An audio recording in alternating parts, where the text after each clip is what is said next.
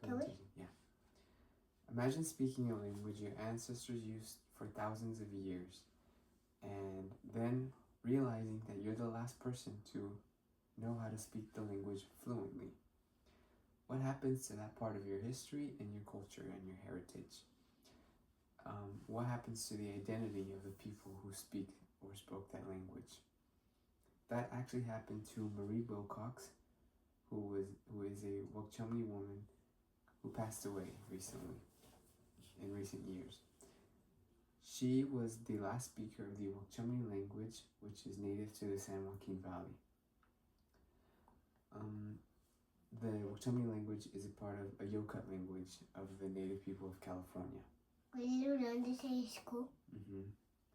Today I want to share with you guys 3 points. 1, who was Marie Wilcox? 2, why the language almost disappeared, and why it matters for our local community. Marie was born near Visalia in 1933. Visalia, that's where we live. She grew up in Venice Hills, and later she lived in Woodlake. Over time, she became the last fluent speaker of the Wukchumni language, which was spoken to her by her grandmother. Instead of letting the language disappear, she spent over 20 years forming a dictionary of the Wukchumni language with definitions and pronunciations included. She recorded audios of her, and she typed out the words by herself on a computer from memories from her grandmother speaking to her. Many people in our town, Woodlake, are not educated about the native people here and where the Wukchumni people come from or their culture. Many young generations nowadays are not taught in school or by family about the original people from our town.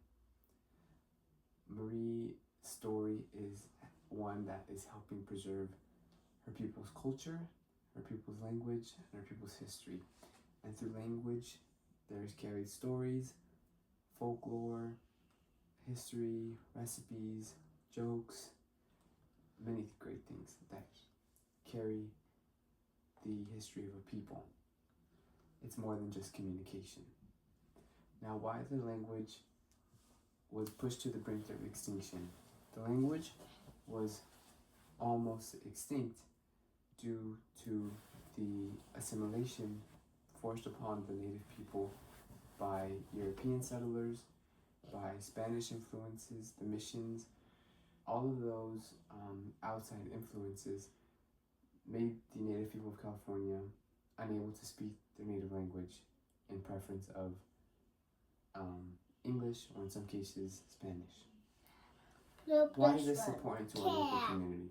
It's important for us to know this history and to teach each other about story like Marie's, so we know where our history comes from, what the history of the land is here, and how we got to the point in time where we are at today.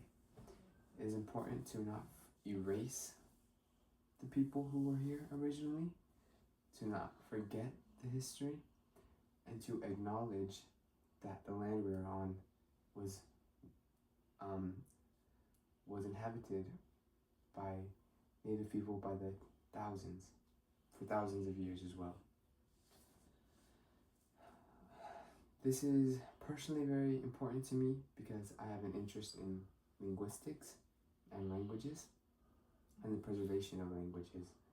It also is very close to me because Marie was a local to my town of Woodlake here. I remember she gave presentations at the Three Rivers Native American Presentation Day. Baba, no.